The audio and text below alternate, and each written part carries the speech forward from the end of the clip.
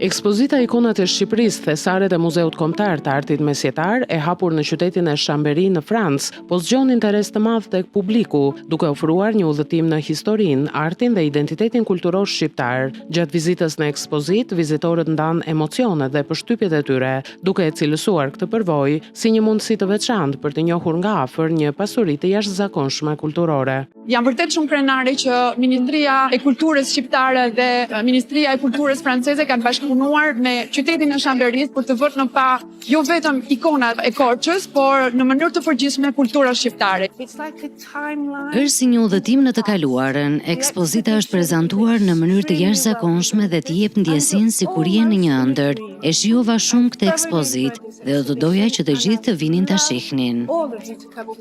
Ekspozita prezanton 49 ikona, të realizuara nga shekulli 14 deri në fillim të shekullit 20, të cilat përfaqësojnë shkolla, periudha dhe tradita të ndryshme të ikonografisë shqiptare.